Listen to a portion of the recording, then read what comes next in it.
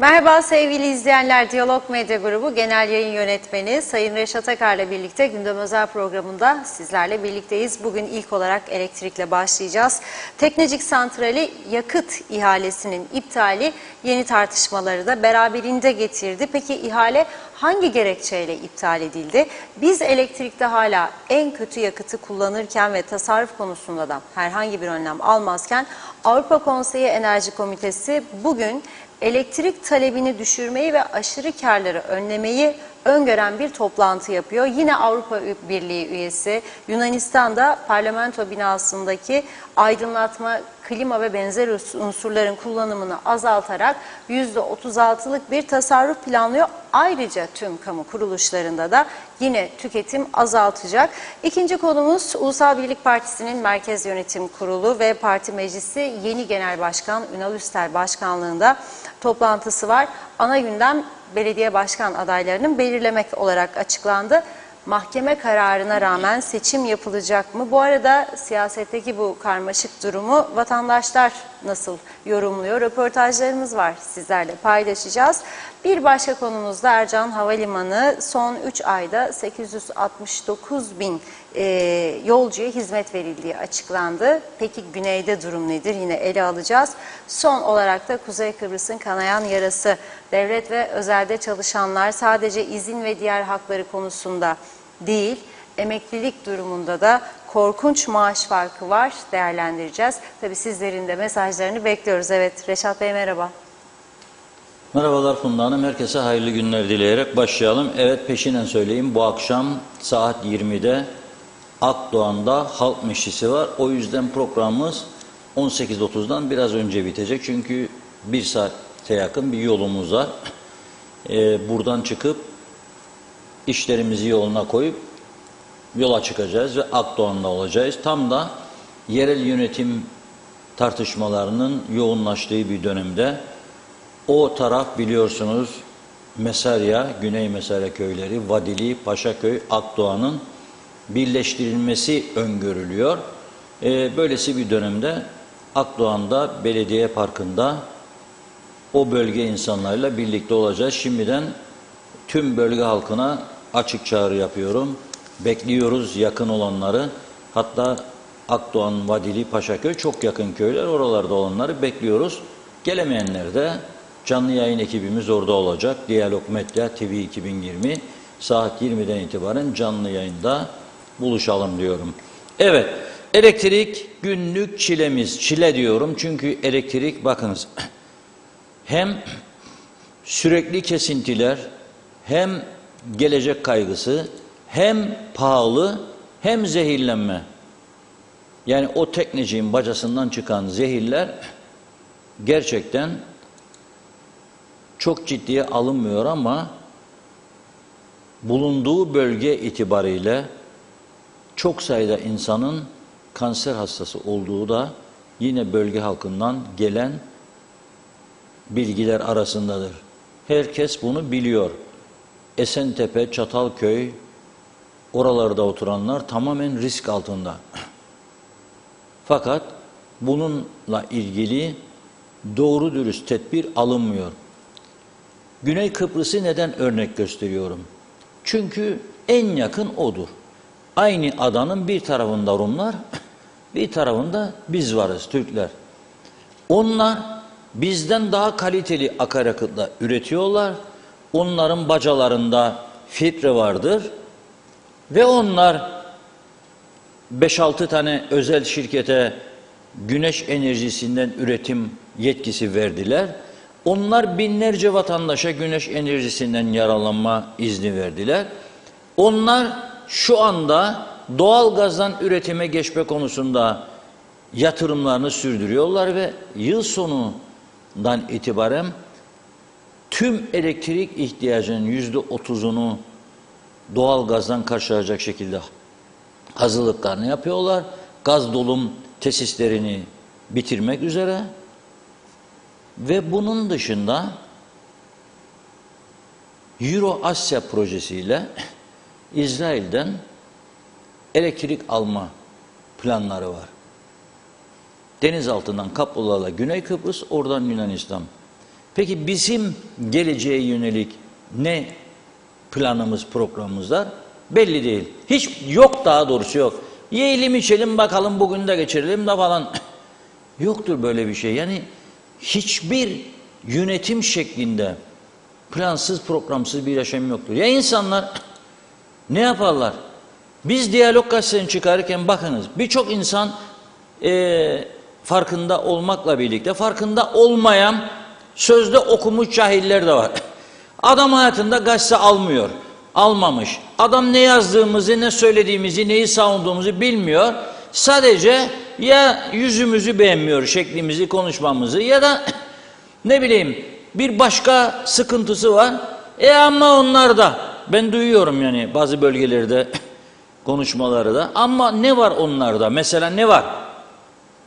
Arkadaş, biz burada birçok konuyu iyice düşünüp tartıştıktan sonra harekete geçiyoruz. Neden biz bir yenilik yaptık, Diyalog Gazetesi'ni çıkarken de hava raporunu sayfa 2'ye aldık hemen? Neden? Çünkü bütün dünya hava raporuna göre hareket eder insanlar. Özellikle seyahat edecek olanlar. Sabah işe giderken nasıl gidecek? Trene binecek, otobüse binecek. Arabayla mı gitmesi lazım? Hava raporuna bakar. Uçağa binecek, hava raporuna bakar. Gideceği ülkenin hava raporuna bakar. Ona göre kıyafet koyar. Çok önemli bir meseledir. Bizim tabii gündemimizde böyle şey yoktur diye. Çoğu farkında bile değildir. Ama ben çok önem veriyorum buna. Çünkü insan hayatının en önemli meselelerinden biridir hava raporu. Neden söyledim ben şimdi bu hava raporunu biliyor musunuz? Yani bir plan program olması lazım insanın hayatında. Tatile çıkacaksam ben mesela uçak yolculuğunda şeye bakarım, hava raporuna bakarım. Gideceğim ülke boyunca yol nasıldı? Çok kötü hava koşulu varsa aman derim, başka güne kalsın. O yüzden her meselede bir plan program lazım. Güney Kıbrıs yapıyor bu plan programları. Bizde hiçbir şey yok. Şimdi dün bir anda ne dedi İhale Komisyonu Başkanımız? Yani aslında o kelimeler biraz da dalga geçer gibi oldu halkla. Kusura bakmasın arkadaş. Tam da bugün diyor sendikayı da aradık diyor. Şeyleri de aradık diyor da oturup onların huzurunda açacaktık diyor ihaleyi diyor. Ama diyor bir sürprizle karşılaştık diyor. Rekabet Kurulu bize diyor bir yazı gönderdi. Dedi ki diyor bir firma şikayet etti ihale koşullarından, onun için diyor açamıyoruz. Şimdi elektrik kurumundan bilgi alıyorum ben. O Rekabet Kurulu'nun ileri sürdüğü firma başvuru formu almış, doldurup göndermemiş bile. Tekrar ediyorum. Başvuru formu almış, göndermemiş bile, başvurmamış bile. Peki ihaleye başvurmayan bir firma nasıl olur da son gün ihalenin açıklanacağı gün gider Rekabet Kurulu'na da Rekabet Kurulu nasıl olur da ilk defa böyle bir şeye muhatap olur da yazar da yollar. Vallahi bu bizim Türkçe dilinde mastiga derler buna. Mastiga. Yani bu nedir ya bu? Kimi kandırır? Yani çocuklarımı kandırırsınız ya. Yapmayın Allah aşkına. Daha dürüst olun. Deyin ki biz ihalesiz alacak. Kimseden korkmayık. Veremeyecek hesabımız da yoktur. Almaya devam edecek. Ya bize emir böyledir. Ya biz böyle hareket etmeyi uygun görüyoruz. Daha böyle mastigalarından, toplumundan dalga geçmeyin ya. Kimdir bu firma size müracaat eden? Niye açıklamıyorsunuz madem ki şeffafsınız? Ya siz ihaleyi şeffaflık olsun diye sendikayı da çağırarak herkesin huzurunda açacaktınız da bu sizi durduran firma kimdir? Neden açıklamıyorsunuz? Bir film çeviriyorsunuz işte toplumun gözü önünde. Ve buna bakarak biz güveneceğiz. Tabii halk da alıştırıldı. Şimdi herkes evinde elektrik var tamam falan filan. Ne güzel oh be Allah razı olsa bugün kesilmedi. Yani kesilsin mi? Normal midir? Hayatın bir parçası mıdır? Elektrik kesintisinden çok etkilenenler kamuda çalışanların hiçbir derdi yoktur. Elektrik kesildi oh be der müdürüne de gider de elektrikleri de kesik fiş de basamam. Hadi ben gidiyorum hadi sen git ben de gidiyorum. Özelde çalışan. Adam post cihazı çalıştıracak. Adam ne bileyim geldi, dikiş makinesi var, terzidir. Pantolon gömlek diker, duracak. Adam ütücüdür, duracak. Adam kasaptır, kıyma isteyecek müşteri, veremem diyecek. Etler kokacak. Adam bakkaldır, dondurmalar, donmuş etler, metler, her şey eriyecek, çürüyecek. Sanayici duracak. Nasıl bir memleket yarattık ya? Ve nasıl bu sineye çekilebilir? Nasıl? Yani soruyorum, evet güzel yapın. Her ay kurultay yapın, her 2 ayda bir yapın. Herkesi bakan yapın. Herkes bakan olsun. Bir şey değil. İtirazımız yok artık bunlara. 7 kaldı, 7 daha yapsın bakanlık. Sonra tekrar gelirseniz iktidara, tekrar bir daha verirsiniz, bir daha değişir. Maliyeden enerjiye geçer, enerjiden eğitime geçer, eğitimden ulaştırmaya geçer. Yapın. Artık buna alıştık ama biraz da ülkeyi düşünün ya. Kim olduğunu açıklamadığınız bir firma ve bugün öğreniyorum ben, ihaleye bile katılmamış, almış formu doldurup katılmamış bile ihaleye. Da bir sürpriz oldu diyor ihale başkanı. Bak. Esas sürpriz sizin bu yaptıklarınızdır. Ve yasal değildir bana göre bunlar. Resmen alay etmektir. Hem toplumuna hem ihaleye katılan firmalarına. Herkesinden alay etmektir bu. Elektrik kullanan tüm insanlarla alay etmektir. Sürpriz olmuş da rekabet kurulu kaç zamandır ortada yok. Adını duymadım ben. Rekabet kurulunun yapması gereken o kadar çok mesele var. Rekabet kurulu baksın, ben bakıyorum. 1 kilometrelik alanda 7 tane süpermarket olur mu be? Ha? O açıyor. Hepsi birbirini batırma peşinde. 1 kilometrelik alana 7 tane süpermarket olur mu? Haberleri bile yok bundan. Rekabet kurulu varmış, mış. Ama birileri işareti çakıyor, siz yazın bir yazı diyor da ihale komisyonu uyarın, durdursun, olmaz itiraz var kardeşim diyor. Son gün, son dakika. Yapmayın böyle ya. Bunun adına mastiga derler. Yapmayın. Yani hele Avrupa falan isterseniz hiç yapmayın. Avrupa'da mastiga yok. Avrupa'da mastiga yoktur. Ciğerini sökerler adamın. Bakın 4 tane eski Rum Meclis Başkanı. İyi dinleyin lütfen bunu. Eski Rum Meclis Başkanı Şilluris. Akel milletvekili. Biri meclis başkanı istifa etti. Akel milletvekiline istifa etti.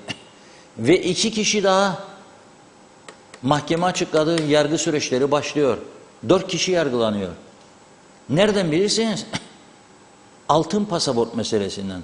Vatandaşlıklar konusunda bazılarına torpil yaptırdılar. Komisyon almışlar diye iddia var. Dün baktım Cyprus Mail Gazetesi'nin internet sitesinde bir haber vardı kısa. Tam bugün bekledim alınırsa diye. Bakamadım henüz. Toplamda 76.000 euro gibi bir komisyonluk iddiası var. Ama iyi dinleyin lütfen, meclis başkanı faşistin tekiydi, Şilluris, adından da belli. Öteki de komünist Akel milletvekili. İkisi de ve 2 kişi daha yargılanıyor. Pasaport konusunda rüşvet iddiasından. Bunu da ortaya çıkan El Cezire televizyonu. El Cezire televizyonu. Medyanın birçok konuda ne kadar önemli olduğunu ortaya koyan somut bir şeydir. Şimdi El Cezire'yi yasaklayın, Kıbrıs'a girişini, El Cezire'yi yasaklayın, Avrupa'ya girişini diyebilir mi bunlar? Ortaya çıkardığı yolsuzlukları diye. Bizde benzeri bir durum olsa ne kadar kiralık adamları koyacaklar üstümüze. Belden aşağı vurmalar, saldırmalar. Neler yaptılar geçmişten bugüne ve yapmaya devam ediyorlar. Bu gidişat hiç iyi bir gidişat değildir. Güven sıfırın altındadır. Hiçbir akıllı insan bu ülkeye hizmet edecek diye öne atmaz kendini artık. Sistem çünkü ona müsaade etmiyor. Sistem o kadar bir bozuldu, o kadar bir çürüdü, O kadar bir çöktü ki hiçbir şey yapamaz. Boşuna konuşmuyoruz burada. Ben son 3 yıldır inat ve ısrarla diyorum. Bu ülkeyi 2 tane güçten biri adam edecek. Ya güneyin topuzu ya kuzeyin diyorum. Adım adım yaklaşıyoruz ona. Şartlar da buna imkan veriyor. Adım adım yaklaşıyoruz. Derken dün baktım bizim ihale komisyonunun açıklamaları bomba gibi düştü gündeme. İptal akaryakıt gene. Günü geldiğinde rekabet kurulundan gelecek yazıya göre bakacak edecek inşallah maşallah tabii. Baktım dün Avrupa Komisyonu'nun bir açıklaması. Güneyde Avrupa Komisyonu temsilciliği var. Haberleri bütün basına gönderiyor. Türk'üne, İngiliz'ine, Rum'una, Alman'ına hepsine gönderiyor. Bir de tabii çok önem verdikleri için Avrupalılar enerji meselesine, çünkü Ukrayna savaşı var. Rusya ambargo koydular. Rusya gazı azaltacak. Bu sene kış nasıl geçecek?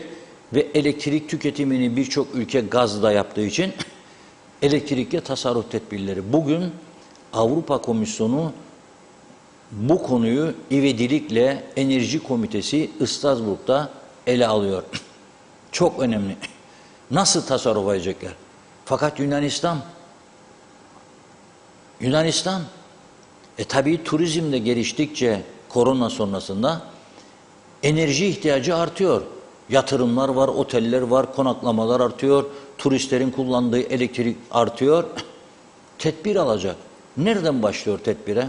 Hadi bakalım soruyorum. Nereden başlıyor? Yunanistan ilk olarak parlamento binasının aydınlatmasından işe başlıyor. Binanın dış cephesindeki aydınlatmaya son verme kararı aldı. Kararacak parlamento binasının dışı. Sadece güvenlik amacıyla belirli yerlerde elektrikli kullanacaklar, lambalar yanacak. 2, hem parlamentoda hem tüm kamu kuruluşlarında klimalar ayarlanacak. Belirli bir dereceye göre klimalar çalıştırılacak. Kimse gidip de eliyle onu artıramayacak veya düşüremeyecek. Yazda kaç derece olacak, kışta kaç derece olacak? Parlamento binasındaki tasarrufla %36 tasarruf, elektrik lambaları kısmakla ve diğer önlemler, kamudaki klima ayarlamalarıyla %10 tasarruf planlıyorlar. Yunanistan'ın yeni gündem maddesi dün ortaya çıktı. Biz ne yapıyoruz? Hatırlayacak bizi devamlı izleyenler, ben buradan dedim ki zaten dairelerin çoğu iş yapmıyor.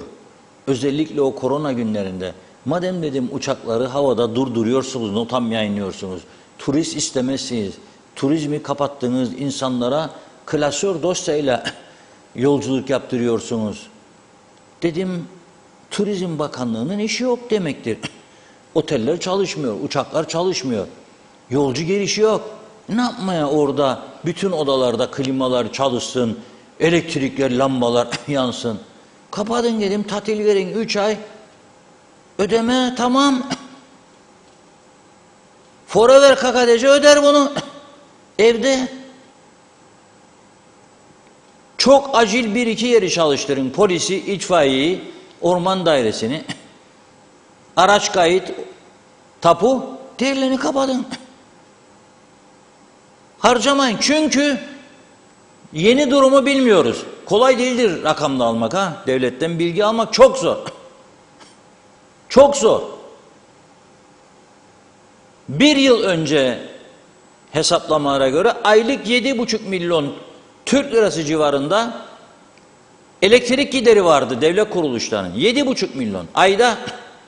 Şimdi belki de bu 15 olmuştur. 15 milyon sen elektrik, bunun yarısını 7,5'u tasarruf etsen 8'i, işte bütün yollarında yamalama işlemlerini hiç olmazsa yaparsın. Yeni yol yapamazsın ama hiç olmazsa yama falan işlerini. Dilekkaya 4 köyü orada inim inim inletmezsin, asfaltını dökersin. Alsancak yarım kalan yolu yaparsın. Başka yerleri yaparsın. Fakat hiçbir tasarruf tedbiri yok, hiçbir düşün yok. Zafer Zafer! Vay zaferinize ne yapayım? Neyin zaferi ya? Neyin? Bildiğimiz bir tek bu seçim zaferi, Yunanistan'a, Güney Kıbrıs'a tehdit, zafer bir daha kazanalım, denizde dökerek falan filan. Başka bir şey bildiğimiz yok. Centilmenlik, plan, program, iş yapma. Yok. Yaparık, yıkarık, vururuk, ederik. Olmaz ama ya böyle. Yapmayın Allah aşkına. Değişti dünyamız artık. Yapmayın.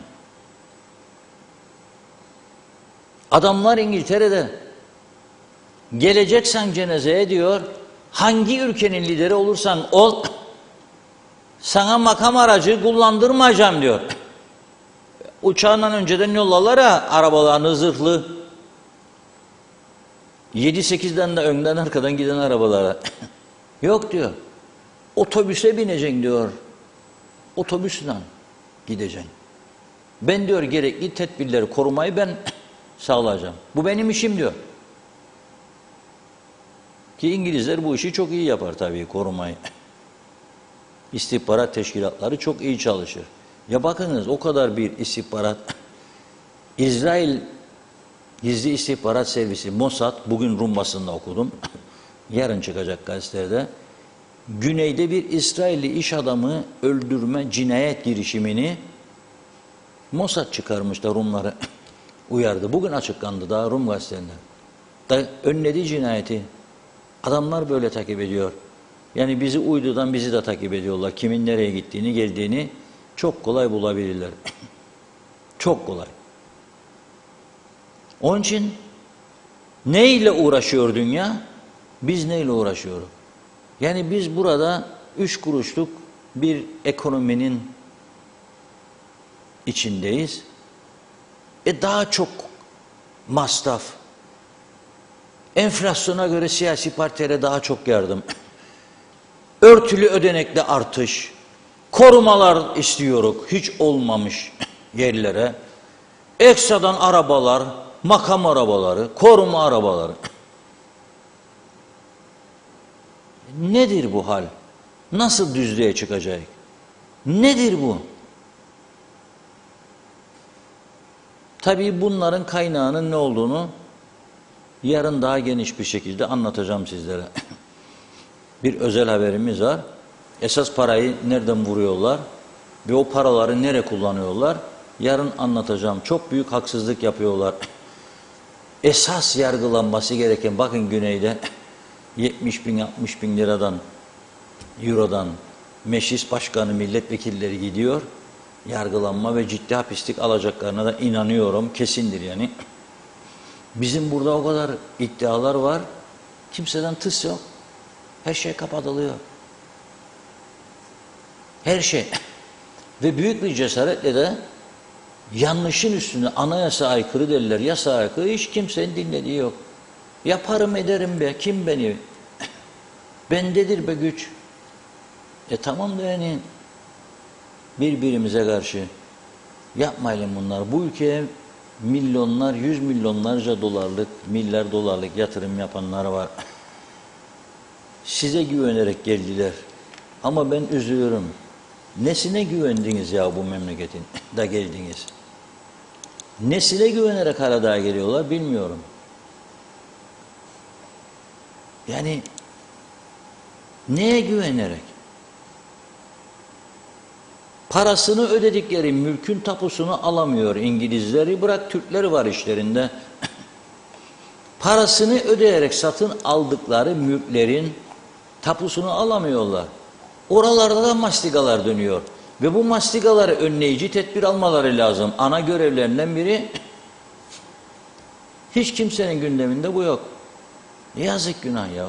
Gerçekten hani üzücü bir durum. Nasıl güvenecek?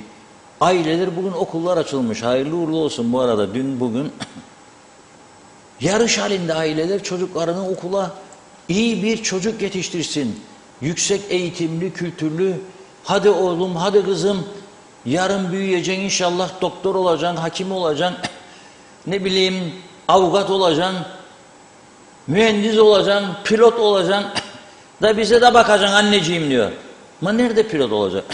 Nerede doktor olacak?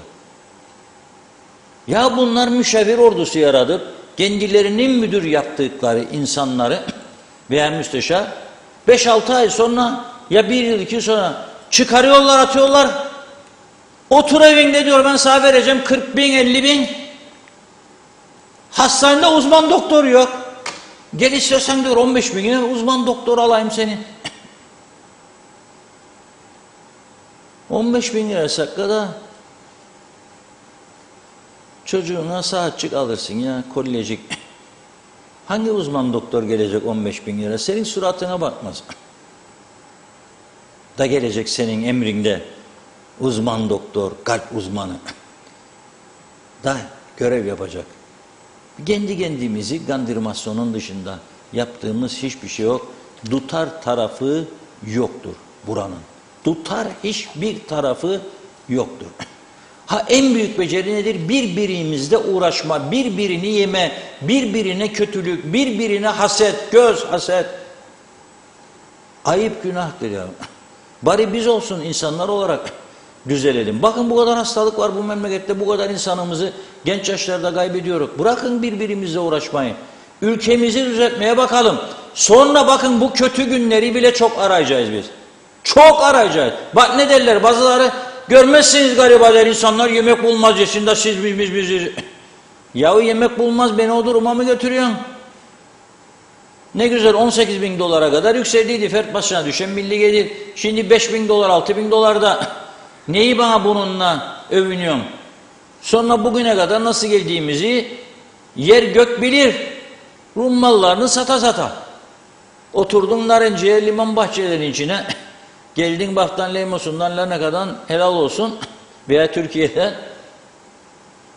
Verdiler sana ekesin biçesin diye, sen böldürdün, dostçuk arkadaşçık buldun, tarlayı çevirdin arsaya, sattın onu da kullandın. Şimdi o da bitince başladın sövesin yanındakilerine, o nereden buldu bu nereden buldu. Bir önce kendimize bakalım, nereden geldik ne olduk. Yani onun için biraz da kendimizle uğraşmayı bırakmamız lazım. Sonra çok üzüleceğiz ileride. Neticede üç kişinin yaşadığı bir küçücük yerdir burası. Ya. Evet Funda Hanım, buyurun. Evet, hızlıca mesajlara başlıyorum o zaman. Çok teşekkür ederek. Erol Hasan iyi yayınlar diliyor. Mazbata mağdurları da kolay gelsin. Mazbataların durdurulması ne oldu acaba? Ben buradan Tufan Erürman Hoca'ya sesleniyorum. Hükümetle ülkesi için bir olması lazım bu mesele için. Saygılar. Ayşe Ahmet de iyi yayınlar diliyor. İzzet Kahraman'da. Demre Coşkun. Asgari ücret en düşük kamu maaşına endekslenmeli. Ultra zenginlerden servet vergisi alınmalı. Polis sivile bağlanmalıdır demiş. Gürdal Serengüçlü de iyi yayınlar diledi. Çok teşekkür ettik. Evet, Sibel Serin de. Çağatay Donlar, Reşat abi, senelerdir çektiğimiz, bizlere çektirdikleri rezillikler kaderimiz olamaz. Evet, İsmet Ezel Andek döndek işler yazmış. Mehmet İnancı hoş vakitler değerli dostlarım. Hayırlı yayınlar olsun. Batmış batırılmış kaoslar ülkesi cennet adamıza. Sizlere de sağlıklı günler tüm Diyalog ailesine. Ömer Bozkara vezirler, bu ihalesiz alımı ilk başlatan Arıklı ve ekibi, şimdi de iptal eden baştakiler, zarar üstüne zarara uğratan herkese dilerim ki diyor elektrik çarpsın. Bir daha elektriğin E'sini ağızlarına alamasınlar inşallah.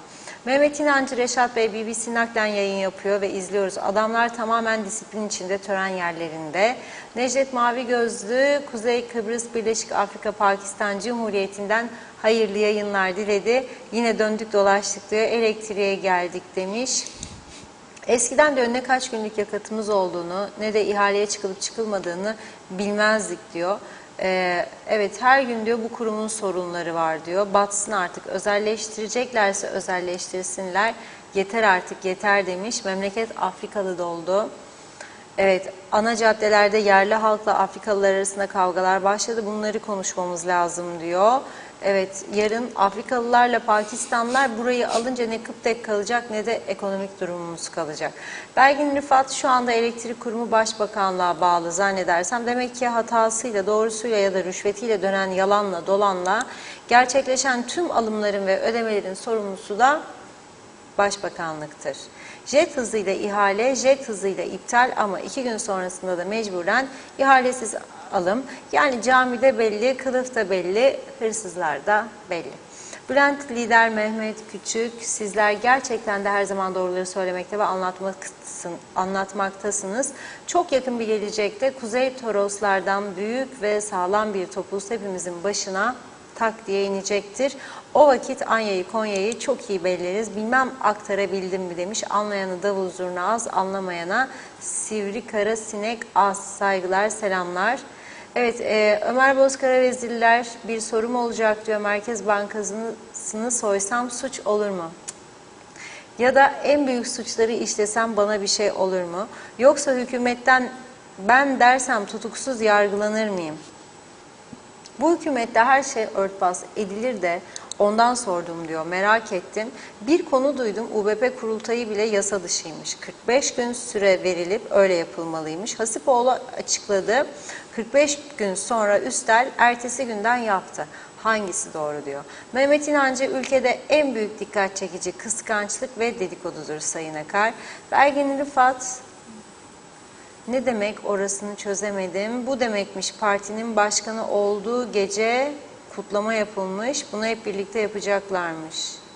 Evet, Mehmet İnancı, Reşat Bey sizi ve Diyalog Medya'yı kutluyorum. Ada genelinde 150 muhtar Kuzey Kıbrıs'ta en güvenilir kişi olarak sizi seçti. Sizden sonrakilerle arada müthiş fark var. İşte bu halkın sizi nasıl sevdiğini ve müthiş güvenini yansıtıyor. Diyalog gazetesi de en güvenilir kurumlar arasında ikinci seçildi. Bu da çok büyük bir başarı. Bu sizin eseriniz. Kutluyoruz yazdı. Evet, son bir mesaj daha okuyayım. Evet, hale halemde iyi yayınlar diliyor ve diyor ki Reşat Bey'e katılıyorum. Evet, devam edeceğiz. Sözü Reşat Bey'e bırakayım. Buyurun.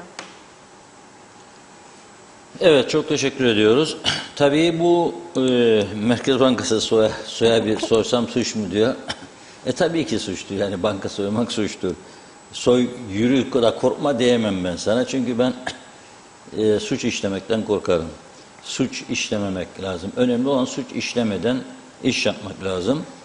Tabii ki bizim ülkemizde düzgün gitmiyor birçok şey. Yani insanlar kimlik yenileyecek, torpil arıyor. Neden? Çünkü kolay zamanda almıyor. Ehliyet yenileyecek, torpil arıyor. Tapuda işi var, torpil arıyor. Hastaneye gidecek, doktor ona bakmıyor, torpil arıyor. İlacını alamıyor, torpil arıyor. Köyünde sular akmıyor, torpil arıyor. Yollar çökmüş, torpil arıyor. Biri arazisine müdahale etmiş, torpil arıyor. Yani bir düzeni aslında burada kurmak zor değil. Fakat öyle bir bozuk şekilde getirdiler bugüne kadar ki şimdi düzeltmeye kalksanız bu sistem içinde çok insan sizi en sevenler bile ayağa kalkacak. Dur bakalım diyecek benim o. Tamam da yani düzeltmemiz lazım bir yerden.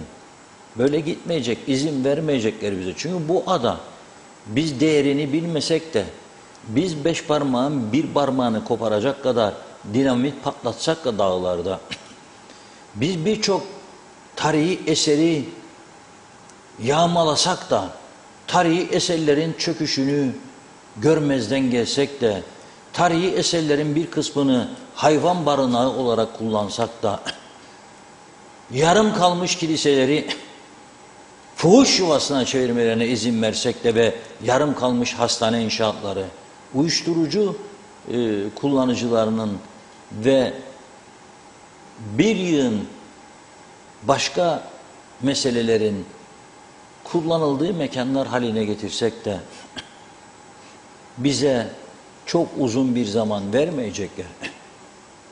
Olmaz yani. Yani ana vatan da yoruldu benim gördüğüm bu Kıbrıs hakkında giden şikayetlerden. Ana vatanda baktığında yukarıdan görüyor. Ha siyasete müdahale ediyor, ettirmesinler. Doğru yap işini bakalım sana biri müdahale eder mi? Sen işini doğru yap. Ama sen her sene gelip benimle protokol imzalıyorsun. Bunu yapacağım, onu yapacağım, bunu edeceğim diye. Sen sonra alıyorsun paraları. Ama diyorsun ki ne yapalım ömrümüz yetmedi. Ne yapalım parti içinde bir şey oldu. Ne yapalım hep yalan amma falan gidiyor bu iş. Olmaz kardeşim. Olmaz. Kabul edilebilir bir durum değildir. Yapma bunu. Ve şimdi bakıyorum, kurultay oldu ya, yasaldı masaldı bilmiyorum kaç gün, onların tüzükleri var, baksınlar. Fakat seçildi Ünal Bey, tek aday. Hayırlı uğurlu olsun. Bugün hemen ardından bakın ülkede ne kadar sorun var anlatıyorum. Başta en büyük sorunlardan biri elektrik. Bugün Merkez Yönetim Kurulu hemen arkasından parti meclisi. Ne için? Belediye başkan adayları belirlenecekmiş. Peki bu seçimler olacak mı veya ne zaman olacak? Var mı bir bilen? Hayır, Anayasa Mahkemesi dedi yapamazsınız dedi size. Buna rağmen seçim mi yapacaksınız? O zaman yargının fonksiyonu ortadan kalkmış olacak. O zaman film biter, kakadece diye bir şey kalmaz. Yargıyı sen silersen kalma. Silmeyeceğim. Ne yapacaksın? Yeni yasa yapacağım. Öyleyse önce otur uzlaşın. Eğer niyet varsaydı uzlaşasınız, niye öteki yasayı onaylayıp yürürlüğe koydunuz? Şimdi o da mahkemeye gidiyor. Ha, gitmesini istemiyorsanız oturup uzlaşacaksınız oy birliğiyle. Ama buna rağmen seçim olduktan sonra herhangi bir kişi, kurum daha doğrusu giderse Anayasa Mahkemesi'ne ve şikayet eder, o seçimle düşecek. Yetişip bu yolu açtınız. Onun için daha fazla bu ülke zarar görmeden bırakın aday belirlemeyi, çünkü olmayacak. Bakınız bir an önce anayasayı değiştiriniz. Yeni anayasa, yeni yasalar, ondan sonra seçim. Bu arada belediye çalışanlar ne olacak? Yolu var. Hepsini bağlayın bir bakanlığa, çalışanların ödeyin maaşlarını ve deyin ki çevre dairesi çöpleri alacak, temizleyecek bir süre. Yeni anayasa geçinceye kadar. Yeni anayasaya da 3 ayın içinde geçirirsiniz. Bir kurucu meclis hazırlar anayasayı, halkın bilgisine sunar, tanıtımını yapar ve yürür. Sonra da yasalar. Yani niyet varsa düzelir. Sonsuza dek forever teorisi, ben onu söylemiyorum. Ben diyorum ki bir adada 60 Cumhuriyeti anlaşmaları Türkiye'ye garantörlük hakkını tek yanlı kullanma hakkı verdi, bizi korusun diye. Ve bozulan demokratik düzeni yeniden kursun diye. Kurdu mu? Kurdu. Makarios, Türkiye sayesinde adaya dönebildi Cumhurbaşkanı. Cunta'yı buradan çıkardı mı? Çıkardı. Bizim can ve mal güvenliğimizi garanti altına aldı mı? Aldı. Tamam. Ama bize ayrı devlet ilan edin ve bunu yani ciddiye alarak müzakereden de kaçının, iki devletli bir Kıbrıs vermezler bu yüzden bize. Vermeyecekler de Avrupa Parlamentosu Başkanı geçen gün zaten söyledi. Tek egemenlik, tek devlet, tek Kıbrıs. Karar budur. Ha biz Avrupa Birliği'ne meydan okursak o ayrı. O ayrı, yani okursak okuruz. Ama Avrupa Birliği'ne meydan okuyabilecek durumda olduğumuzu sanmıyorum. Türkiye ekonomisi de o kadar bir zordan geçiyor ki Avrupa'ya ihracat, Allah korusun, durması demek finito festa demektir. Türkiye'nin ekonomisi tamamen çöker. İhracatının %65 fazlası Avrupa Birliği'nedir. Sonra neden Türkiye Avrupa Birliği ile ilişkini koparsın ki biz burada kendi kendimize bir takım şeyler yapacağız diye? İslam konferansına paşa paşa gidip Kıbrıs Türk Devleti unvanını kabul ediyorsak, Kıbrıs Türk Devleti unvanıyla yeni bir anayasa bize hiçbir şey kaybettirmez. Gene bölgemizde güvenlik altında, Türkiye'nin güvenliği altında yaşarız. Çözüm de olursa Rumlar bizimle gelip anlaşır. Bu defa referandumda evet derlerse anlaşırız. Ne var bunda? Ambargoları da kaldırma şansımız olur. Öyle. Yani sen çocuğuna Türkçe, Rumca, Almanca, İngilizce isim verdiysen bir tanesini seç da doğru dürüst bir adı olsun çocuğun. Yani yok da. Ne söylemek istediğim anlaşılır. Şimdi UBP'nin bugünkü toplantılarından ne çıkarsa çıksın, Anayasa Mahkemesi'nin kararına itiraz edilemez. Kararı meclis oturur, yeni bir seçim tarihi alır ama söylüyorum çok riskli bir olaydır. Alsa da oy birliğiyle herhangi biri bunu bozabilir diyor. Kim? Gene milletvekilleri, hukukçu olanlar. Gene bozulabilir diyorlar. Onu istemiyorsak o zaman doğru dürüst bir karar alacağız. Ve halk da bu işten artık gördüğüm kadarıyla çok usanmış vaziyettedir. Arkadaşımıza dedik ki Ömer Kadiroğlu'na uzat mikrofonu bakalım. Bu ikide bir de seçim, kurultaylar, hükümetler, bakanlar, bakmayanlar. Vatandaşlar artık bu konulara nasıl bakıyor? Biz sor dedik. O da sordu. İzleyelim bakalım. Bir yılda 3 başbakan değişti ülkemizde ve Ulusal Birlik Partisi'nde de 3 parti başkanı değişti. Bu siyasi tutarsızlığı nasıl değerlendirirsiniz? Valla bence partinin kendi sorunu bunlar, tamam. Yani UEP'yi gönderen bir konudur, iş meselesidir. Onların hataları veya da doğru kararları tabii ki ülkeyi de etkiler. Ama ta başından doğru karar vermeleri gerekirdi. Bunların yaşanmaması gerekirdi. Yani şu andaki durumla ilgili inşallah isabetli bir netice aldılar. Tekrar değişim olmaz. İkide bir de yap boz yapmaları bize çok büyük bedel ödettirir. Peki ne yapılması lazım? Her şeyden önce reformlar yapılması lazım bu ülkede, tamam. Gerekli reformların. Şu mevcut statüko sürdürülebilir değildir. Mevcut statükonun değiştirilmesi lazım. Halkın, toplumun ve ekonominin geleceği için siyasilerin oy kaygısını bir tarafa bakıp gerek ekonomik sorunları, gerekse ülkenin geleceğini daha ileri götürecek kararlar almaları lazım. Her zaman için bu böyle gitti. Böyle alıştık, böyle gidiyor yani. Ben iyi karşılamıyorum ama yapılabilecek de bir şey düşünemiyorum yani. Her zaman için aynı oluyor.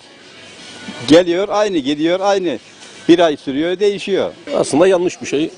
Yani seçilen insanlar başımıza değil, hep atamalarla ilgili seçildiler, başımıza geldiler. Ve hepsi de zaten beceriksiz galiba. Kardeş, birincisi denetlemedir. Denetleme olacak. Piyasada denetleme olacak. Bu pahalılıktan yani şikayetçiysek eğer, ekonomiden şikayetçiysek denetleme olması lazım. Ülkeyi nasıl yönetiyor bunlar? Ne döviz ya? Her yerde benzin düşüyor, ya da döviz düşüyor, hala da yükseltiyor. Allah Sıla Hanım geçecek başımıza da bir bayan yönetsin bizi. Bence bayanlar daha katidir, daha serttir ve daha kuralcıdır.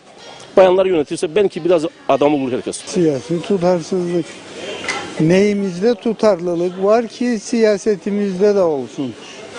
Zaten hayatımızın her yönü tutarsızlıklarla dolu. Tarihimiz boyunca alınan, yani ya tarihimiz dediğim ya 74 ya 83, ondan sonra alınan hangi kararlar birbirini tutuyor. Her şey tutarsız. Doğru bulmuyor musunuz o zaman bu yaşananları? Yok, bulmuyoruz. Her şeyin bir adabı var, bir hayatı var, bir yönü var, yöntemi var. Demokratik yaşam bu mu? Demokratik yaşamı yaşayan ülkeler böyle mi yapar? İşte herkes hayata tutunmanın yolunu biriyle iltimas geçmekte buldu. Yani kendimize has, daha ileri düzeyde değerler yaratmadık ki. Ben gideyim ya, bir politikacıdan iltimas dileneyim. İltimas dilenmek nedir?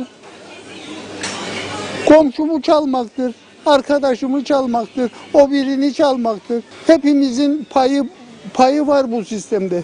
Bizim yarattığımız sistemdir. Sistem bizim yüzümüzdür. Aynada yansıyan yüzümüzdür. Bu siyasi tutarsızlığı, ilgisizlik, alakasızlık, imansızlık, ne dersen içinde. Neyine bağlayayım yani? Devletin şeye karşı, halka karşı bir sorumluluğu yok. Devlet, pardon yanlış anlama, hükümetlik edenlerin yok. Göremiyorum siyasilerden bu sorumluluğu alan bir hükümet. Odur hep yani koltuk kavgası, rant kavgası. Aha görüyoruz meydanda hepsi. Bu tutarsızlıkların ortadan kalkması için ne yap? Hükümetin değişmesi lazım. Birinci hükümetin değişmesi lazım. Bana sorarsan. Başka alternatif yok. Bunlardan ne han olur ne hamam. Hepsi birbirinden yalancı. Doğru buluyor musunuz yaşananları? İşte doğru bulmam. Doğru bulmuyorsun. Peki bu tutarsızlıkların ortadan kalkması için ne yapılması lazım? Vallahi CTP tek başına iktidar olsun ki belki bir şeyler olur, değişiklik olur. Yani hükümetin değişmesi. Evet, hükümetin değişmesi lazım. Siyasette de değişim gereklidir. 1974'ten beri aynı insanlarla yönetiliyorsak olacağı bu. Yani şans vermemiz lazım. Yenilere. Yenilere. Yani sırf yeniler değil, iş yapabileceklere. Yani bunu hepimiz görüyoruz aslında ama particilik olduğu için bir tarafa yöneliyoruz. Çünkü bazı çıkarlarımız var, küçük çıkarlarımız. Çocuğumuzu işe koymak, şuradan arazinin tapusunu almak, şuradan şunu yapmak. Küçük çıkarlar ülkeyi yaşanmaz hale getirir. Evet. Hepsi bu. Halkın önce birey olduğunu hatırlaması lazım. Yani anayasal bir hakları var, bireydir. Onlar kendi yani iyi kötü bir yasamız var ama orada bireyi tanımlıyor. Birey olarak haklarımızı korumamız gerekiyor. Seçerken daha mı dikkatli olmamız lazım? Her şeyde dikkatli olmamız lazım. Yani bazı kötü örneklerle yürümüyor bu iş. Yani seçim zamanı bir iki sırtına okşadığında bu iş bitmiyor.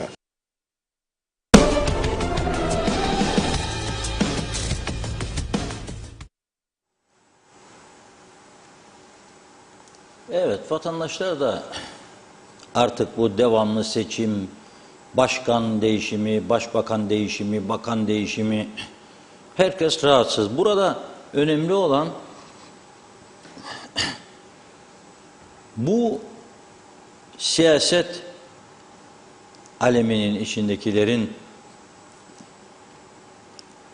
bunu kavrayamaması.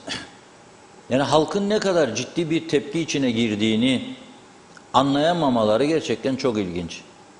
Yani üzücü bir durum. Ve şu anda inanın bu ülkede ne oluyorsa siyasetin, hükümetlerin bir iş yaptığından dolayı değildir. Gidiyor bir şekilde. Mesela ne oluyor? Mesela dün Ercan Havaalanı'nda yolcu trafiği açıklanmıştı. Bugün de gazetelerde var. 3 ayda 869 bin yolcu geliş gidişi olmuş Ercan'a. Daha önce de ilk 6 ayı açıklamıştık. 1 milyon 200 bin civarı. İlk 6 ayda. Ama son 3 ay olarak verdiler. Çünkü son 3 ay nedir? Haziran, Temmuz, Ağustos en yoğun dönem. Bayram oldu, turistler gelen turist sayısı arttı. Bayağı hareketlilik oldu Ercan'dan geliş gidişlerde. Uçak seferleri arttı. Daha çok yolcu geldi gitti. Şimdi düşünün bu uçak seferleri arttı diye ve gelen yolcu sayısı arttı diye turist sayısı da bir miktar arttı diye ne kadar mutlu olan insan var bilir misiniz? Bugün iki farklı kişiyle konuştum. Biri iş adamı. Aynen şunu söyledi bana. %85'i dediği satışlarımızın otelleridir.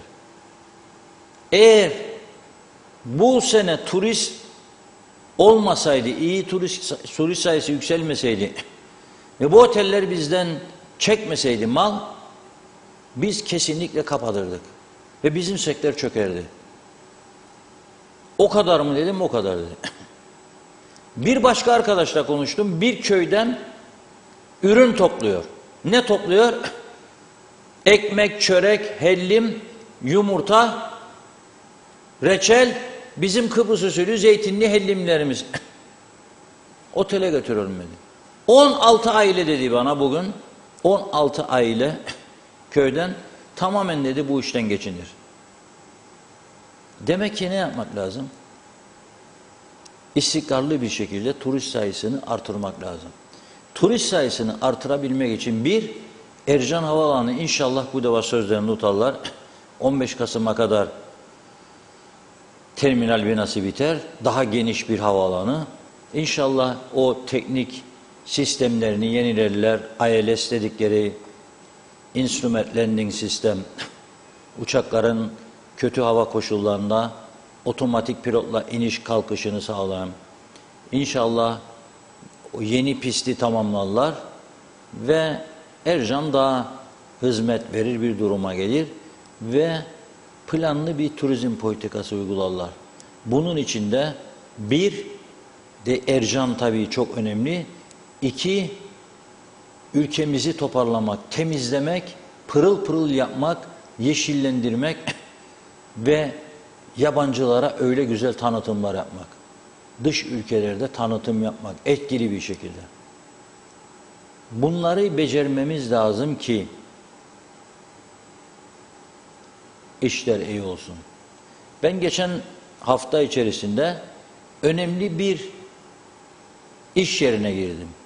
Önemli. Girerken kapıda müracaat yeri gibi genç bir kızımız oturuyor. Sempatik, güler yüzlü, hoş geldiniz falan filan. Falanı görecektim dedim. Dedi üst katta buradan çıkılır. Çıkarken patronu beni uğurladı.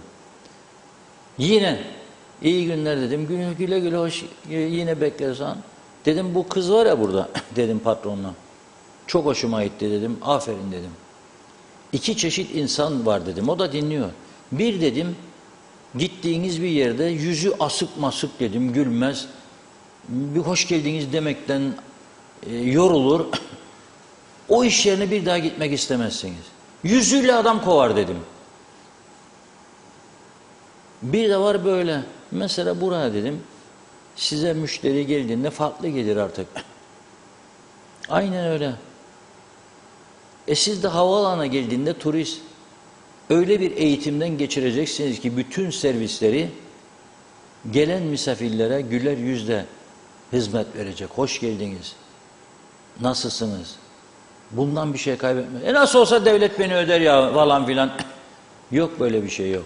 İyi hizmet verenler var, vermeyenler var. Ama bunun bir eğitim sürecinin olması lazım. Eğitim sürecinden geçirilmesi lazım. Bir sisteme girmesi lazım bu işlerin. Yolcu karşılama, yolcu uğurlama, bu şimdiki hale bakın. Yani bir Avrupa ülkesine yakışır durum değil. Tabii bu arada biz sevindik dün, bravo be Ercan dedik. 869 bin yolcuyu. Bugün de Rumlar sanki takip eder bizim Ercan'da nispet yaparlar. Bugün Rum basında çok geniş bir haber vardı. Yolcu sayılarla ilgili. Güney Kıbrıs'ta biliyorsunuz havaalanı onlara da özeldir. Hermes Airport Limited çalıştırır. Hem Larnaka'yı hem BAF'ı. O da rakamlarını açıkladı. 8 aylık yolcu sayısı 8 aylık yani bu yılın ilk 8 ayı 6 milyon. İyi dinleyin, ben ilk 6 ay 1 milyon 200 bin demiştim Ercan. 8 ayda olsun 1,5 milyon. 4 katımız 6 milyon. Bu da bizde turizmde bize ne kadar fark attıkları belli. Bizim yolcuların çoğu zaten biliyorsunuz turist değil yani. Bizim gelenlerin çoğu ya öğrenciler var şimdi geliş zamanları, aileleri çalışmak için gelenler var. Gelip buradan güneye kaçmak için, Avrupa'ya gitmek için gelenler var. Onlarla birliktedir bu. Güneye gidenlerin çoğu biliyorsunuz turistlerdir. İlk 8 ayda 6 milyon 2 havaalanı, önemli Kıbrıs gibi küçük bir ülkede 6 milyon yolcu 2 havaalanı gerçekten önemli bir operasyondur. Geçen seneye oranla ciddi bir fark var. Geçen yıl diyor aynı dönemde 8 aylık dönemde 5 milyon 109 bindi diyor Fileleftoros gazetesi. Bu sene bu rakam 6 milyona yükseldi diyor. İşte turizmin burada önemi ortaya çıkıyor. Ne kadar çok turist o kadar çok ülkede canlılık, hayat. taksiye binecek, etrafı görecek, kaldığı otelde harcama yapacak, yemek yiyecek, yediği et iç piyasadan, tavuk iç piyasadan, zepse meyve buradan, ithal ürünler mecburen alacak, buradaki ithalatçıdan alacak, viskisini de buradan alacak, şarabını da buradan alacak, rakısını da buradan alacak, pirincini, şekerini, salçasını buradan alacak. Çok büyük bir çark dönüyor. Ve birçok firma bugün bu yüzden ayakta duruyor. Ama benim üzüldüğüm çoğu firma ki milyonlar kazanıyorlar bu işlerden, Allah versin kazansınlar da, ağızlarını açmıyorlar turizm kötüye gittiğinde veya turizmi engelleyici hareketler olduğunda ağızlarını bile açmıyorlar. Hele o pandemi sürecinde havadaki uçağa inmek üzere olan uçakları geri çevirdiklerinde bile bir tanesinin ağzını açtığını görmedim. Bu nasıl iş ya? Sizin ekmek kapınız, sizin kısmetiniz. Ha ben yeterince doldurdum tamam, yok. Yok. Öyle olmaz bu iş. Sektörler birbirinin tamamlayıcısıdır. Buna bakmak lazım. Ama yok. Gerçekten bu konuya ayrı bir önem verilmesi lazım. Ayrı bir önem verilmesi lazım. Nasıl ki Güney Kıbrıs'tan gelişlerin artırılmasını her gün savunuyoruz burada, istiyoruz. Ercan Havaalanı'na geliş gidişlerinde artmasını istiyoruz. Turist sayısının artmasını istiyoruz ama daha çok turist getirebilmek için ülkemizin ev temizliğini yapmamız lazım. Bu kadar çok kirlettik ki ülkeyi, bu kadar çok kirletiyoruz, devam ediyoruz ki yeşillik bırakmadık. Her taraf kuru otlarla kaplandı. Yolların çoğu çökmüş vaziyette. Trafik ikaz levhaları ya kırık dökük ya yetersiz. Aydınlatma yok. Akşamları Girne yolunda giderken korkarsınız. Ciklos'a geldikten sonra korkarsınız. Hele Girne Alsancak Selapta tarafı. Karanlık kar içerisinde. O çemberler memberlerin üzerindeki taşlar boya kalmamış, görünmüyor. Ya orayı fosforlu boyalarla yenileyecek bir mekanizma da yok. Karayolları var ama iş yok. Hizmet yok. Bu kadar sahipsiz bıraktık biz ülkeyi. Sonra da görüyor birileri, diyor ama dur ya diyor, hep benden para istersiniz daha. Siz ne yaparsınız acaba? Vermeyeceğim diyor size ihaleleri, ben yapacağım köy yollarını. Hadi bakalım. Şimdi de köy yollarını Türkiye bize vermez, kendi yapar. Ne yapsın? Parayı verdiği yıllarca proje çıkarmadınız. 10 sene siz Lefkoşa, Girne Alsancak yolu için 2 istimlak sorununu çözemediniz veya çözmek istemediniz kasıtlı bir şekilde. 10 yıl parası da dururdu elçiliğin kasasında. Nasıl güvensinler size? Yani olacak şey değil. Evet Funda Hanım, şimdi isterseniz ben size biraz dinlenme payı vereyim. Bir güzel şarkı dinlemek istiyorum. Bugün gerçekten romantik mi romantik? İçimden öyle geldi. Dedim ki çok romantik bir şarkı gelsin.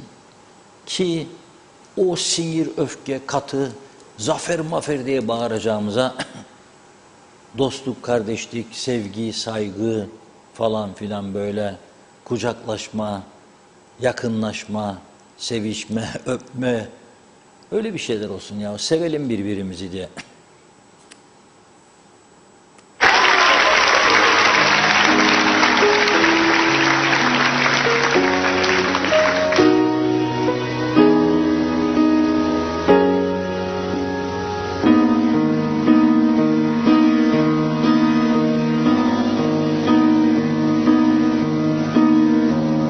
Dove il mare luccica, dove tira forte il vento, su una vecchia terrazza davanti al golfo di Sorrento.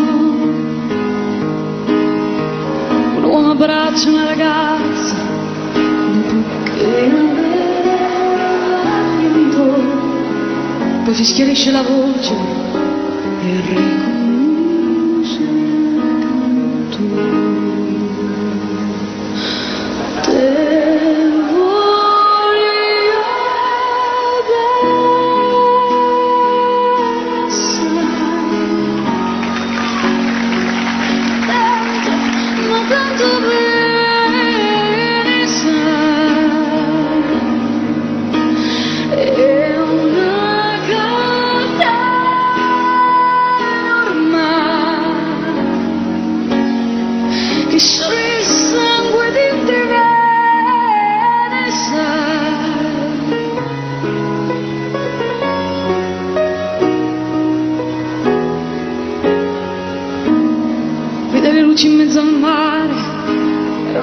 notti là in America, ma erano solo le lampade, la bianca scia l'onelica. Senti il dolore nella musica, senza una pianoforte, ma quando vide la luna uscire dalla nuvola mi sembrò più dolce anche l'amore. Guardo negli occhi la ragazza, due occhi verdi come il mare, all'improvviso si una lacrima e lui credette di affogare.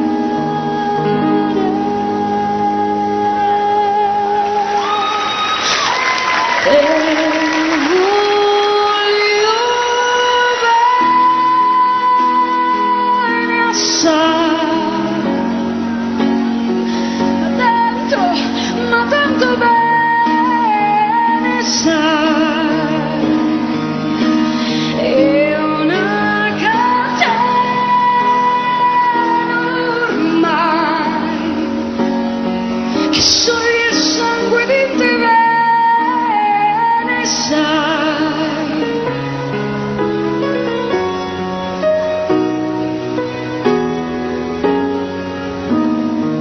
La potenza della lirica, dove ogni dramma è un falso, che con buon trucco e con buona mimica, sai, puoi anche diventare un altro. Così diventa tutto piccolo, anche le notti là in America. Ti volti e vedi la tua vita come la scia di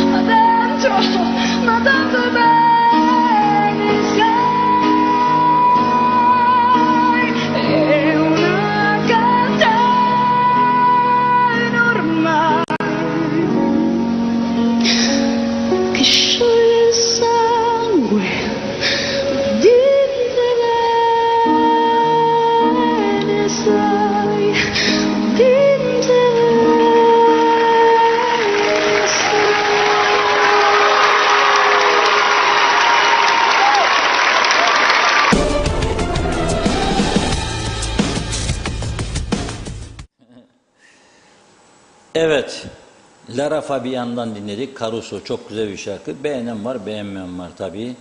Türler farklıdır. Müzik sevgisi de farklıdır. Bazıları farklı sever, bazıları farklı sever. Ama bu benim tarzımdır. Radyo Diyalog 91.3 dinlerseniz o farkı görürsünüz. Bu tür şarkılar sadece orada var. 24 saat sadece duygusal aşk şarkıları Radyo Diyalog. Yani bizim radyomuzda arabesk falan yoktur, bulamazsınız. Onu zaten yayınlayan çok radyo var. Bizde yoktur ama. Şimdi son dakika gelen bir haber var. Okuyayım size. Kesin bilgi olarak bir arkadaşımız gönderdi. Perşembe günü saat 10'da ihale diyor, yani akaryakıt ihalesi açık artırma ile pazarlık usulü olarak yapılacakmış. Sendikanın başkan ve genel sekreteri de orada olacakmış. Elektrik kurumunda. Son bilgi bu.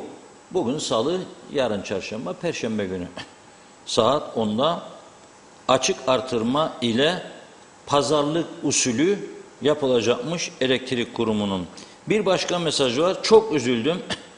45 gün oldu diyor Mausa Belediyesi çalışanları hala ödenmedi. Bu insanların ev kirası var, elektrik borcu var, efendime söyleyeyim okul gideri var, banka taksidi var, kredi kartı borcu var. Ne kadar hazırdan gidecekler? Hazır ne kadar dayanacak? Olsa bile. Yani bu konu bu kadar önemlidir ki gerçekten çok üzücü bir durum bu. Ben bunu duyduğum zaman üzülüyorum. Yani sen bir taraftan devlet olarak ek mesaileri ödedim diye övünerek açıklama yapacaksın. Normal maaşı ödüyorsun kamuda, ek mesaileri de ödedim diye övünüyorsun. Ama bu taraftan kamuda görev yapmayan belediyelerde ve başka yerlerde onlar ödenmeyecek ve sen belediye için aday hazırlığı yapıyorsun şu anda. Neyse, çok önemli bir konu. Sona bıraktım, diyeceksiniz ki niye bunu? Ama çok önemli bir konu. Yılların ihmali var bu ülkede. Nedir yılların ihmali? Neden insanlar, herkes özel sektörde her ay maaşını alıyor? Yani her kurumla değil ama aldığı kurumlar çok. Diyorum ki sen eğer her ay maaşını gününde alıyorsan, patronun seni takdir edip devamlı korumaya çalışıyorsa, neden bırakıp da devlete gitmek istiyorsun? Sayıyor karşıma çıkan adam. 1, orada devlet garantisi var. 2, maaş daha yüksek. 3, yıllık izinler çok. 4, çalışma koşulları çok rahat. Birçok yerde Yangellat Osman meselesi. Özelde çalışacak, üretecek, kazandıracak ki o da ona verebilsin kazandıktan sonra. Şimdi çok uzun yıllardır çok büyük yanlışlar yaptılar bu ülkede. Benim sayısız yazılarım vardır. Asil ve üvey evlatlar diye. Kamuda çalışanlar asli evlat. Onun asil evladı. Özelde çalışanlar üvey evlat. Hep böyle muamele yaptılar. Ama ne yazık ki özelde çalışanların güçlü bir örgüt olmadı. Çıksın karşılarına sallasın onları. Şimdi bugün baktım, bir paylaşım gördüm. Ve Yusuf Değirmencioğlu paylaştı bunu. Eti şirketi vardı bir zamanlar. Onun genel müdürlerinden oldukça kültürlü bir insandır. O da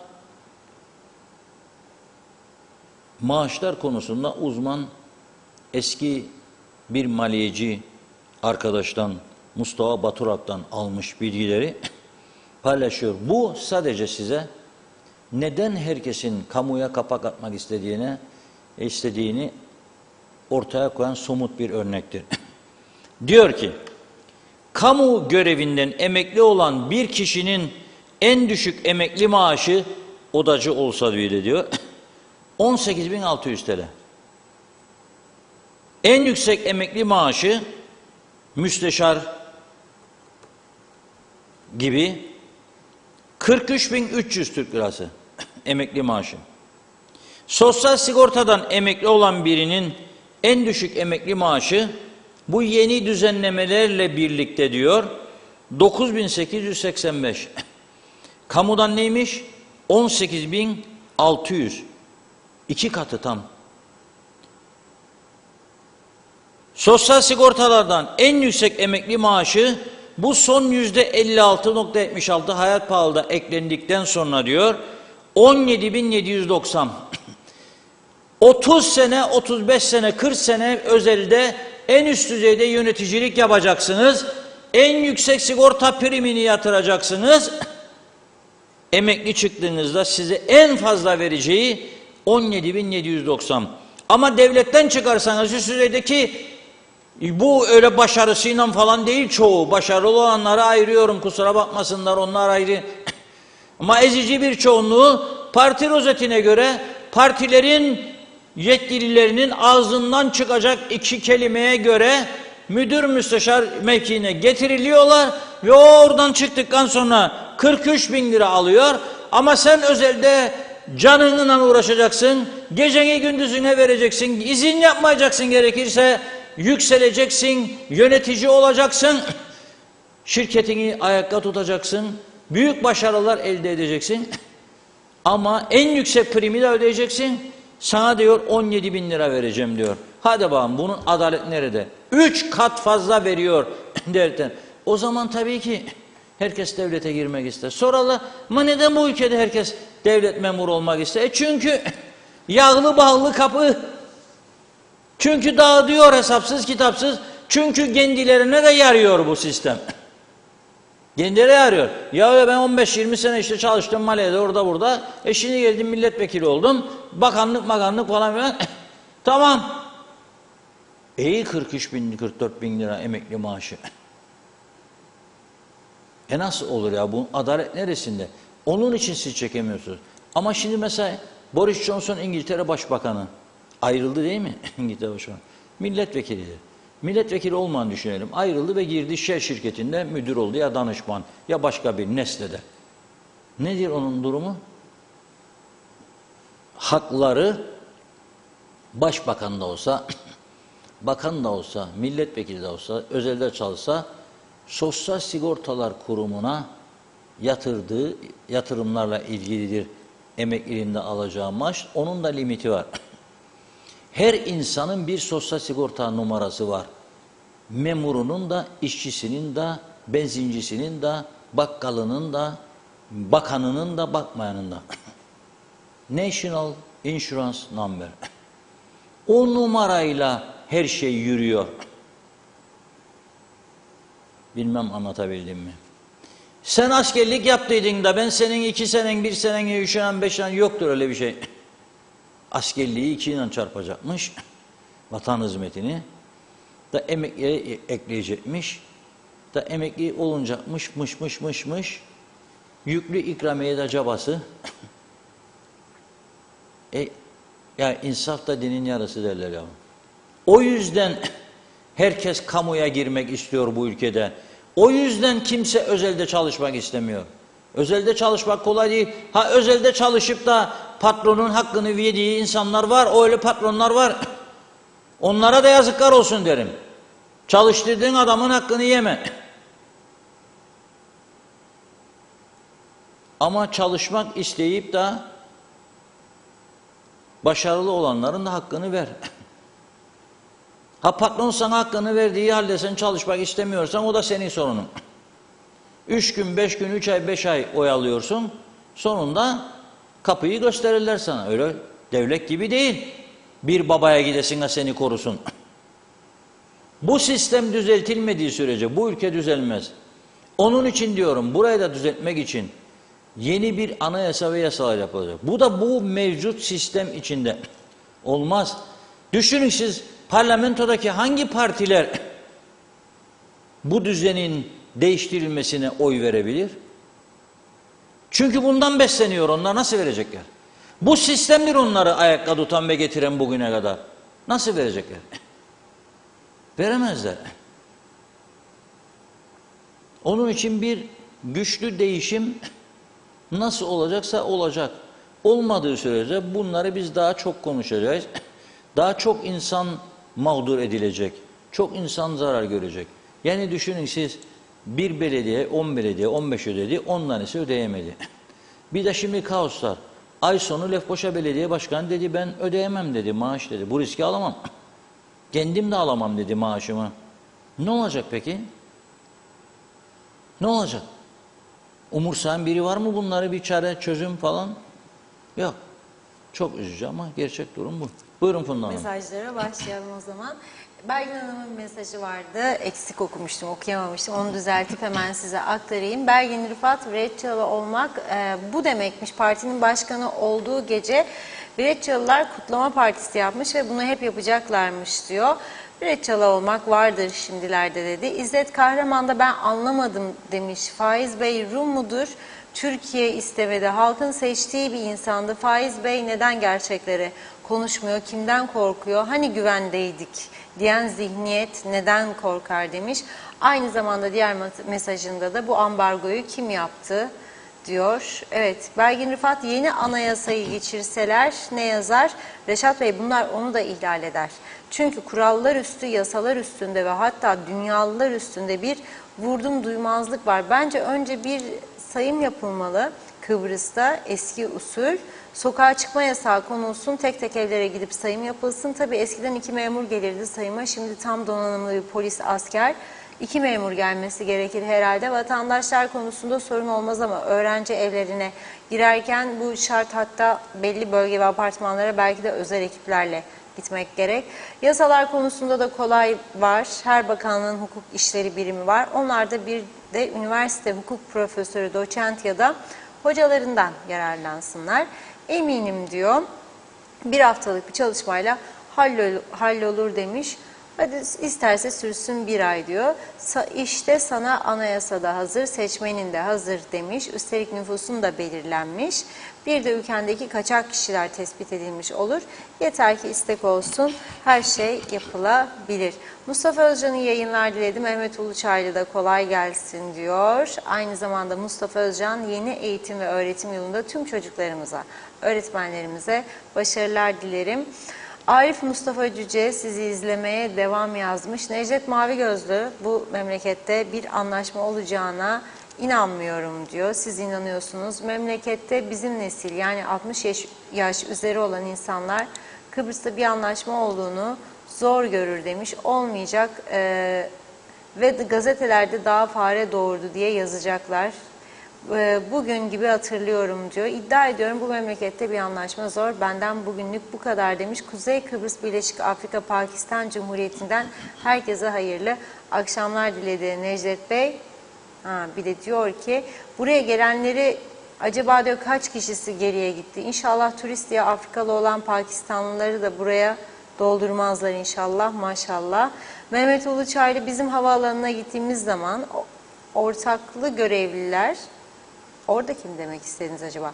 Biraz fazla iş olunca of puf çekerek diyor, yüzleriyle geleni gideni döverler. Bu nedenle özelleşmesi gerekir ki ekmeğin aslanın midesinde olduğunun farkına varılabilsin ve çalışsınlar demiş. Belgin Rıfat, bir de ulaşım ücretlerinin düzenlenmesi gerekir. Zannedersem pek çok kişi güneyden gidip geliyor. Özellikle BAF havaalanı tercih ediliyor. Hem dış uçuşlar konusunda fiyat ve uçtuğu ülke sayısı bazında da daha ileri düzeyde. Üstelik küçük bir havaalanıymış ama servisi çok iyi. Evet, emojileri geçelim. Son bir iki mesaj var. Evet, Belgin Hanım diyor ki oldu olacak cuma pazarına gitsinler demiş. Belki orada bulurlar daha ucuz, daha ıskarta. Beleş'te tam vardır belki diyor. Sanki terlik alacaklar ya da şapka. Bunlar kadar diyor iş bilmez, daha ne diyeyim demiş bu açıklamalara. Son olarak da İsmet Ezel ezilen özel dedi. Evet Reşat Bey buyurun. Evet, çok teşekkür ediyoruz mesajlar için. Programın başına söylemiştim, bu akşam Akdoğan'da olacağız. 20'de Halk Meclisi'ni topluyoruz. Canlı yayın, konuşacak çok şey var. Ben o civarda Paşaköy Vadili'de oturanlar da buyursun dedim. Bir izleyicimiz dedi, İnönü'dekilerini davet etmiyor musunuz dedi. Tabii ki gelebilen gelsin diyorum. Korona önlemleri, kapalı salonlarda nice maske falan dediler ya, ben her ihtimale karşı çok da aşırı kalabalık olmasın diye temkinli gidelim diyorum. Fakat açık havada yaptığımız için fazla bir sorun yok.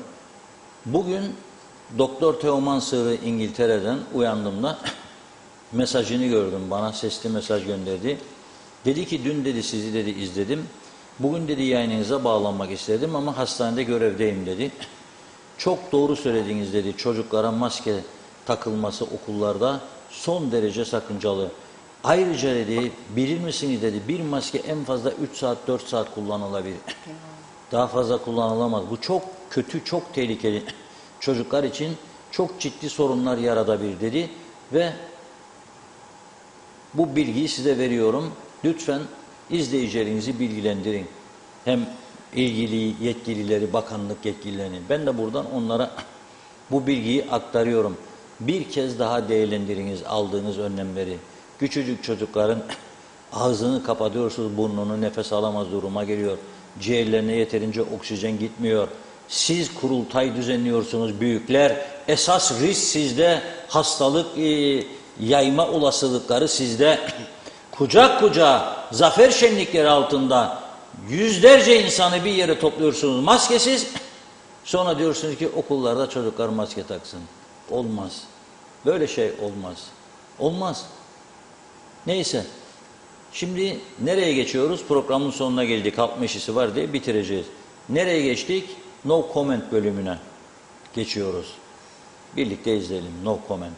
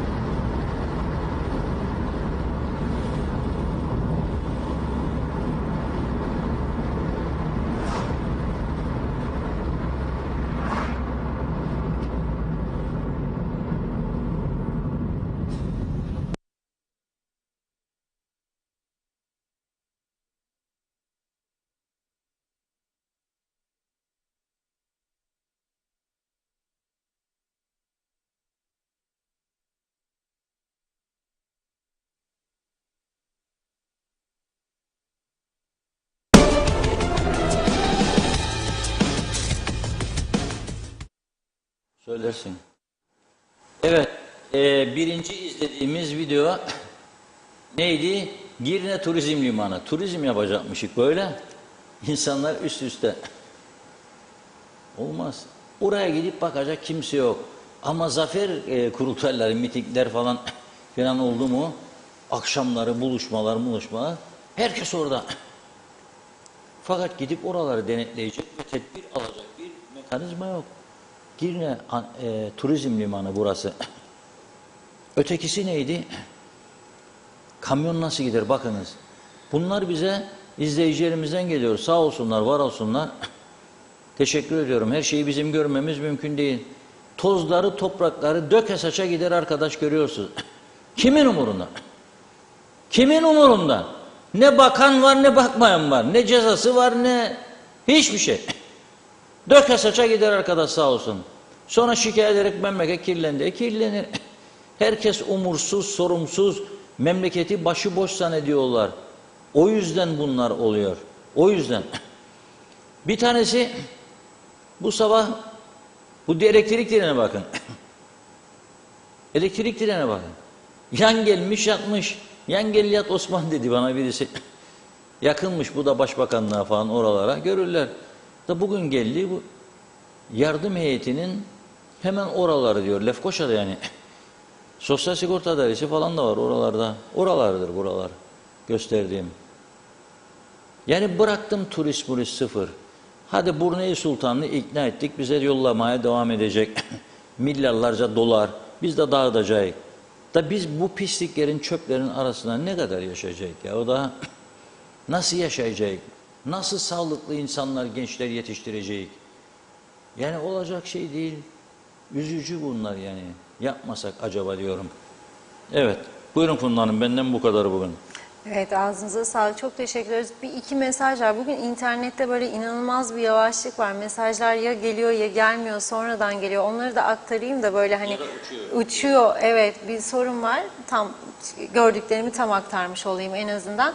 Mehmet İnancı, örtülüler derhal kapatılmalı. Halkın sosyalleşmesine verilmeli. Kara Mercedesler satılmalı. Londra'da başbakanın işine trenle gittiğini bizzat gördüm. Dış temsilciler neyin nesi diyor. Onlar da geri çağrılmalı demiş. Evet, Bergin Rıfat, bu maaşların düzenlenmesi gerekir Reşat Bey. Emekli maaşları çok yüksek. Böylesine fakir bir ülke bu maaşları veremez. Bir an önce bunu yapmaları gerekir. Bir de emeklilik yaşı belirlenmeli. Çalışma bir rahatsızlık ya da hastalık sonucu bir rahatsızlık ya da hastalık sonucu olabilir ama her iktidar değiştiğinde müdür ve müşavirler kıza alınıyor ya da emekli oluyor. Oturdukları yerden 43.000 lira maaş diyor. Maşallah ye hüküm ye demiş. Mehmet İnancı da herkese mutlu akşamlar, renkli uykular diledi. Evet, çok teşekkür ediyoruz. Sizin son eklemek istediğiniz bir şey var mı? Evet, çok teşekkür ediyorum. Özel üniversitede çalışan bir hocamız yazdı. 6.000 lira alıyorum şimdi oradan emekli çıktım diye diyor. Sizin söylediğiniz 8.600 de yok diyor. Yani var, bir şeyler var. İlgilenmek lazım. Bence sigortaların sistemini de tam iyi bilen yok. Ben bir soru sordum bir süre önce. 3 farklı yöneticiye sordum üst düzeyde. Üçü de bana farklı yorumlar yaptı. Biri dedi zannederim değişmez dedi. Biri dedi yok değişir ama nasıl tam emin değilim. Biri dedi kesin değişir dedi. Onun için bilinmez bir yoldayız. Evet, bugünlük bu kadarla sizlere veda ediyoruz. Saat 20'de Halk Meclisi'nde Akdoğan'da görüşmek üzere diyelim. Hoşça kalın. Biz de size çok teşekkür ediyoruz. Şimdiden de kolay gelsin, iyi yayınlar dileyelim ve programımızı burada noktalayalım. Yarın yine aynı saatte görüşmek üzere. Hoşça kalın.